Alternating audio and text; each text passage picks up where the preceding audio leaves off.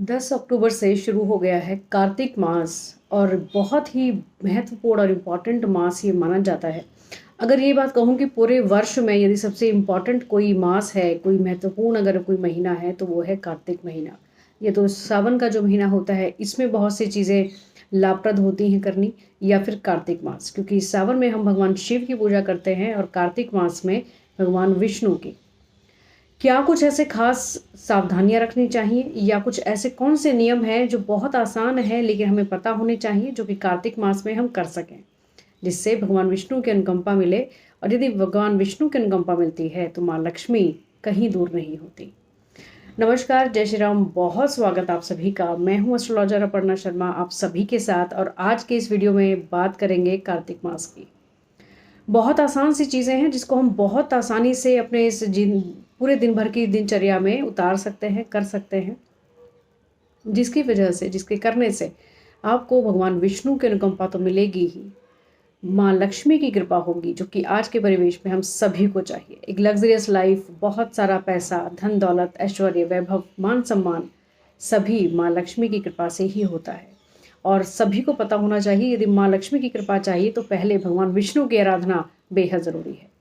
कार्तिक मास क्योंकि भगवान विष्णु का प्रिय महीना कहलाता है, प्रिय मास है उनका, ये बहुत प्रिय समय है उनके लिए।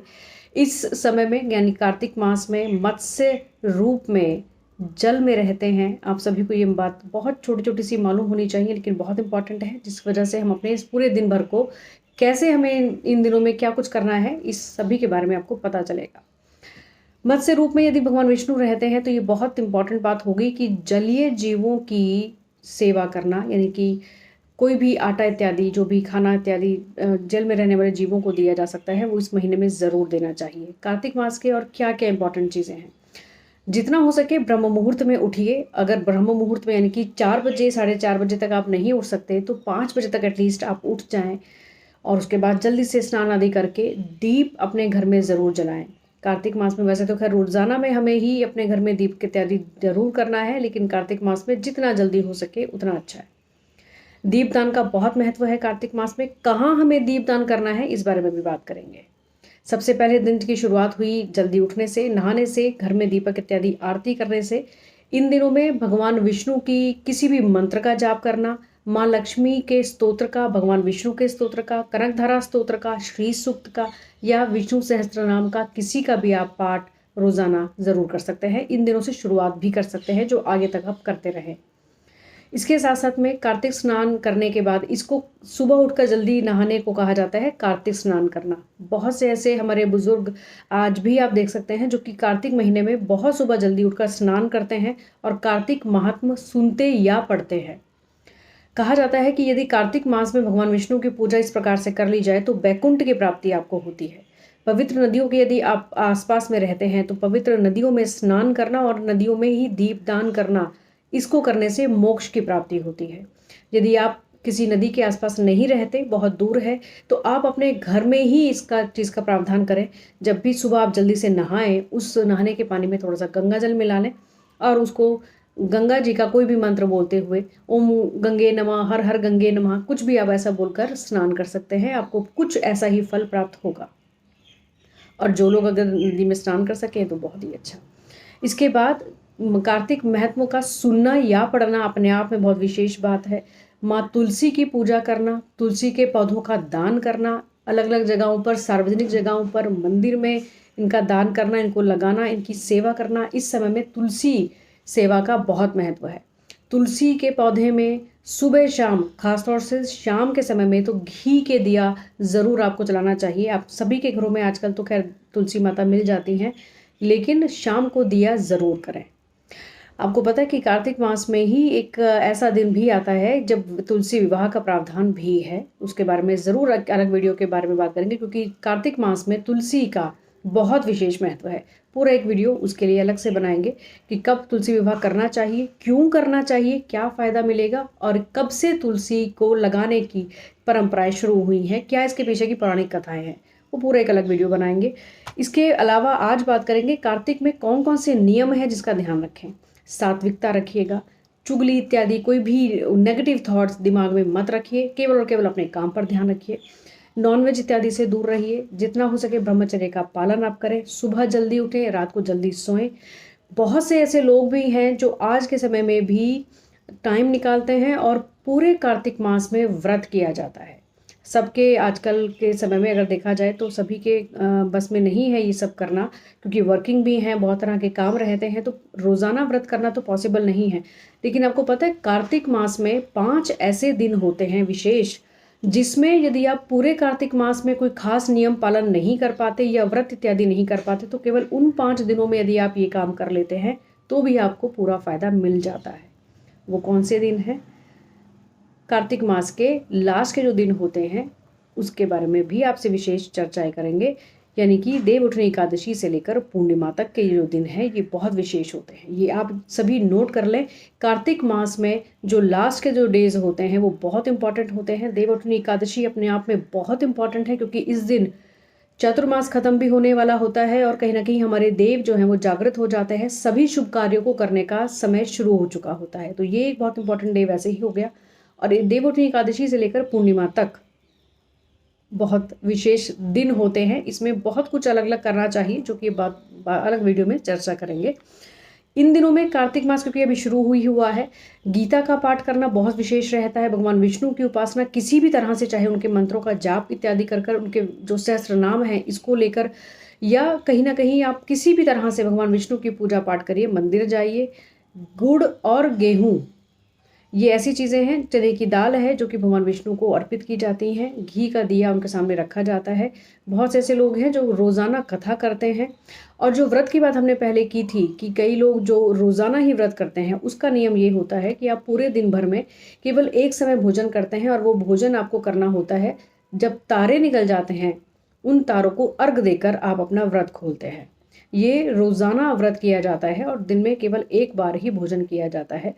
बहुत से ऐसे लोग हैं जो कि इन दिनों में कार्तिक मास में नमक का त्याग कर देते हैं। बहुत सी ऐसी चीज़ें हैं जिसको हमें नहीं खाना चाहिए, जैसे कोई जो 2 पार्टों में बंटने वाली जो चीज़ें होती हैं, जैसे मटर, उसको आप देखिएगा छिलका उसको छीलना पड़ता है, 2 पार्टों में वो बंट जाता है।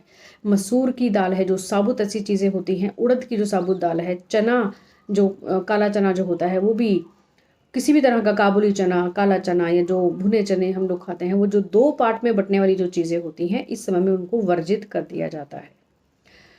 करेला एक ऐसी चीज़ है जिसका सेवन हमें इन दिनों में करना चाहिए। नीम का सेवन हमें इन दिनों में करना चाहिए। ये कहीं ना कहीं औषधीय गुण भी लिए होते हैं, इस वजह से भी इनका प्रावधान खाने का रखा गया है, क्योंकि ये सीज़न चेंजिंग होता है, कहीं ना कहीं वातावरण बदल रहा होता है। तो नीम और करेला ऐसी चीज़ें हैं जिनका सेवन इस कार्तिक मास में बताया गया कि ज़्यादा से ज़्यादा करें। आंवले का सेवन करना बहुत विशेष लाभप्रद रहता है, भगवान विष्णु की अनुकंपा के लिए भी और कहीं ना कहीं स्वास्थ्य के दृष्टि से भी। आंवले का जो पौधा है इसको इस समय में आप ज़रूर लगाएं। यदि आपने सावन के महीने में नहीं लगाया तो कार्तिक मास में तुलसी का पौधा, आंवले का पौधा अपने घर में ज़रूर लगाएं। हो सके तो सार्वजनिक जगहों पर भी इनको आप लगवाएं। आंवले का जो फल होता है इसका सेवन करना बहुत लाभप्रद है। औषधीय गुण तो इसमें है ही, और कहीं ना कहीं जो ये चेंजिंग सीजन है इसमें भी आपकी इम्यूनिटी को बूस्ट करता है। भगवान विष्णु को भी आप आंवले का फल अर्पित कर सकते हैं विशेष लाभ के लिए। आंवले के फल से बहुत अलग तरह के उपाय भी होते हैं, वो भी आपसे चर्चा करेंगे।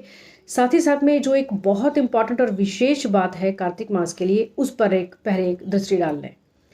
आप सभी को ये पता होना चाहिए एस्ट्रोलॉजिकली कि कार्तिक मास में सूर्य नारायण, जो कि हमारे प्रत्यक्ष देवता हैं, जो कि हमारे आत्मा के कारक हैं, ये नीच राशि के हो जाते हैं, यानी कि तुला राशि में ये गोचर करते हैं।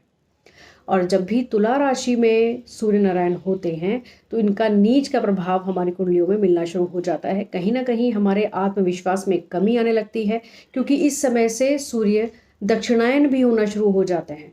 और कहा जाता है कि जब सूर्य दक्षिणायन होते हैं तो नेगेटिविटी बढ़ने लगती है। तो इसी वजह से जब भी वो मकर राशि में आते हैं तो वो उत्तरार्ध होते हैं, इसलिए मकर संक्रांति मनाई जाती है, क्योंकि वो उत्तरार्ध हो गए। और इस समय से ये दक्षिणायन हो जाते हैं, थोड़ी सी नेगेटिविटी बढ़ने लगती है, क्योंकि सर्दी का सीजन भी होता है। तो इन दिनों में रातें बड़ी होती हैं, डार्कनेस ज़्यादा होती है। तो ये इसके पीछे का एक लॉजिक है। जब सूर्य नारायण अगर आपके कुंडली में नीच के होंगे, यानी कि इस मास में जो भी बच्चे पैदा होते हैं उनकी कुंडलियों में सूर्य नीच राशि में मिलते हैं, यानी कि तुला राशि में मिलते हैं, प्रभाव कैसा रहेगा एस्ट्रोलॉजिकली वो एक अलग कॉन्सेप्ट है, क्योंकि उनकी डिग्रीज को देखना बेहद ज़रूरी होगा कि वो नीच का प्रभाव देंगे या नहीं देंगे। लेकिन कुल मिलाकर वो नीच राशि में रहते हैं। अब यहाँ पर बात जरूरी ये होगी इसका उपाय क्या किया जाए। इस मास में हम सभी को, जो खासतौर से इस मास में जन्मे हैं उनको तो खासतौर से, लेकिन हम सभी को ही एक काम जरूर करना चाहिए। रोजाना सूर्य की उपासना जरूर करें, जल इत्यादि दें, गायत्री मंत्र का जाप जरूर करें, गुड़ और गेहूं रविवार के दिन, खास तौर से रविवार के दिन तो दान जरूर करें। यदि आप रोजाना करते हैं तो बहुत ही अच्छा, अदरवाइज रविवार के दिन जरूर करें। इन दिनों में ब्राह्मण का आशीर्वाद लेना, रोजाना यदि हो सके तो ब्राह्मण भोजन कराना, नहीं तो कम से कम 5 जो दिन है इंपॉर्टेंट, इन दिनों में ब्राह्मण भोजन कराना, गाय को चारा इत्यादि देना बहुत विशेष लाभप्रद रहता है। कार्तिक मास कहा जाए, सावन और कार्तिक ये 2 महीने ऐसे हैं जिसमें हम अगर इन सभी नियमों का पालन करते हैं तो बैकुंठ की प्राप्ति हो सकती है। कहीं ना कहीं कहा जाए तो आपके जो भी जाने अनजाने जो पाप कर्म हो जाते हैं उनसे छुटकारा मिलने का एक रास्ता हमें मिल जाता है। कोई भी नियम अपनाएं, कोई भी कार्य करें बड़ी श्रद्धा से, पूरे विश्वास के साथ करें तो बिल्कुल आपको प्रकृति भी उसी प्रकार का फल देना शुरू करती है।